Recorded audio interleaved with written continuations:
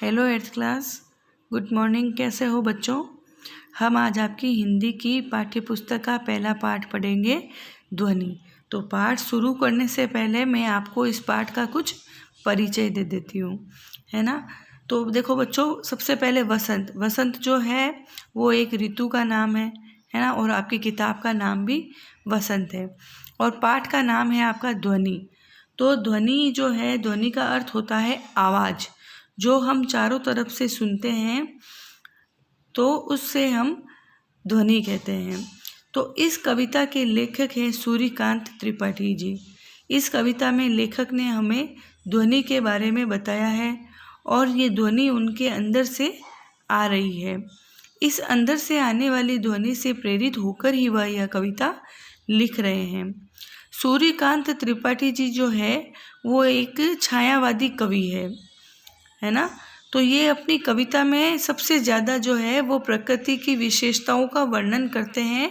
प्रकृति के अवयवों का बहुत ज़्यादा प्रयोग करते हैं वो। तो जो अर्थ हमें कविता में सामने से दिखाई देता है उसके पीछे भी एक अर्थ छिपा हुआ होता है, जिससे कि कवि अपने शब्दों में नहीं समझाता, वो अर्थ हमें समझना पड़ता है। तो आइए हम समझते हैं कि इस ध्वनि के माध्यम से कवि हमें क्या कहना चाहते हैं। कविता शुरू करने से पहले हम समझते हैं वसंत के बारे में। तो वसंत आपकी पुस्तक का नाम भी है और वसंत ऋतु का नाम जो है वो, वसंत जो है ऋतु का नाम भी है। तो हमारे हिंदू कैलेंडर के हिसाब से जो 6 ऋतु होती है उसमें वसंत ऋतु जो है सबसे अच्छी मानी जाती है।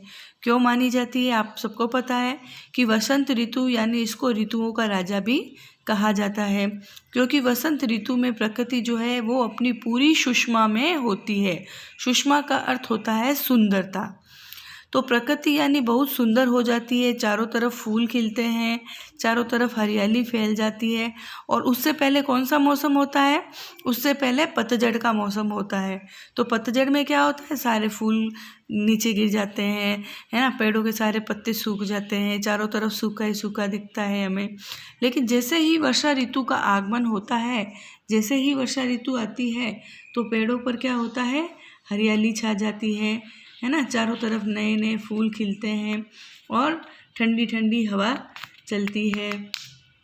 तो मतलब वसंत ऋतु का जो मौसम है वो बहुत ही सुहावना, बहुत ही मनोरम, यानी मन को अच्छा लगने वाला होता है। तो इस कविता के माध्यम से कवि जो है वो युवा पीढ़ी को एक संदेश देना चाहता है कि हमें कठिनाइयों से निराश नहीं होना है और अभी हमें जीवन में बहुत से कार्य करने हैं। अपने जीवन को एक नए जोश से भरना है और हमें अपने लक्ष्य को प्राप्त करना है। तो इस कविता का अर्थ यही है कि हमें हिम्मत रखनी है और हमें छोटी से छोटी तकलीफ़ों से हमारा जीवन जो है वो ख़त्म नहीं हो सकता। हमें हमारे मन में उस भावना को जगाना है कि हमें अभी अपने जीवन में उस भावना को जगा कर रखना है कि जिससे हम हमारे लक्ष्य को प्राप्त कर सकें।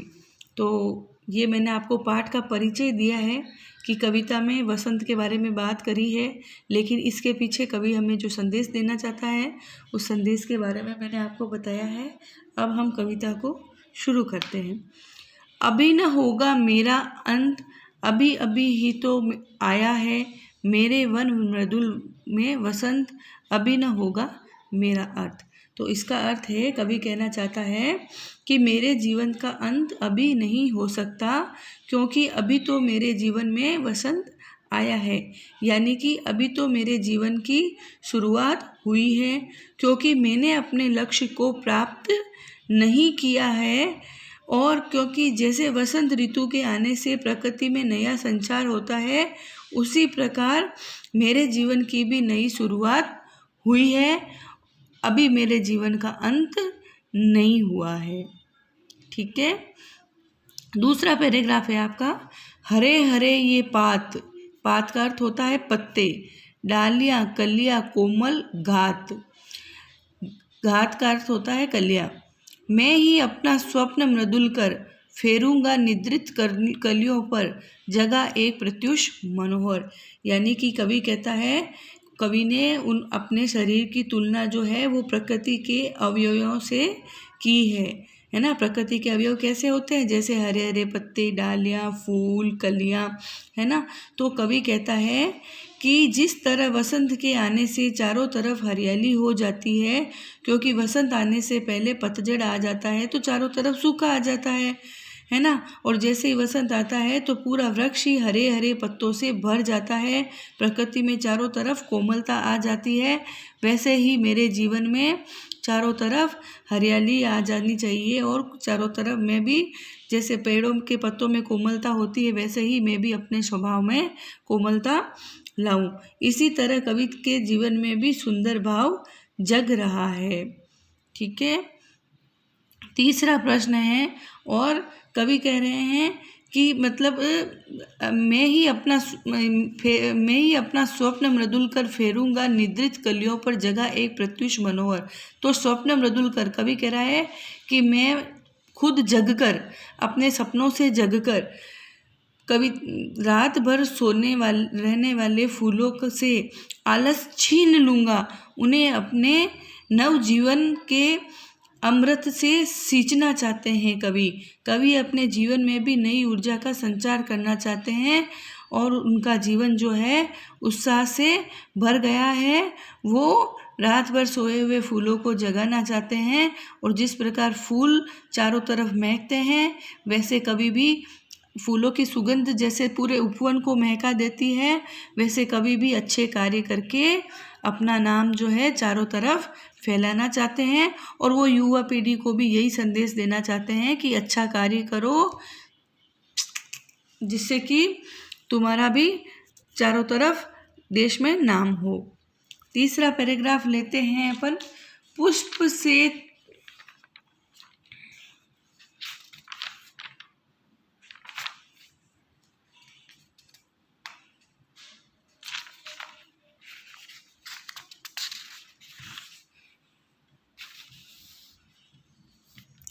मैं थोड़ा पुष्प से तंद्रालस लालसा खींच लूँगा। तंद्रालस लालसा यानी पुष्प से मैं आलस खींच लूँगा। अपने जीवन का अमृत सहर्ष सींच दूंगा मैं, और मेरे जीवन का जो अमृत रस है वो मैं उन पुष्पों में सींच लूँगा। मतलब मैं ज़्यादा से ज़्यादा यही कोशिश करूँगा कि मैं अच्छे से अच्छे कार्य करूँ, जिससे फूल जो है वो खिल के अपनी महक बिखेरते हैं, वैसे ही मैं अच्छे कार्य करके अपनी महक बिखेरूँ, अपना दुनिया में अपना नाम कमाऊँ। द्वार दिखा दूंगा फिर उनको, है मेरे वे जहाँ अनंत। यानी कि जो मेरे अपने हैं मैं उनको द्वार दिखा दूंगा, मतलब उनको सही रास्ता दिखा दूंगा, अच्छाई का रास्ता दिखा दूंगा। मैं खुद इतने अच्छे कार्य करूंगा कि उनको मैं अच्छाई का रास्ता दिखा दूंगा। अभी ना होगा मेरा अंत, अभी मेरा अंत होने वाला नहीं है, अभी तो मेरे जीवन की नई शुरुआत हुई है। तो बच्चों, ये आपका आज पाठ पूरा हो गया। पाठ की कविता को मेरे हिसाब से मैंने बहुत अच्छी तरह समझाया है।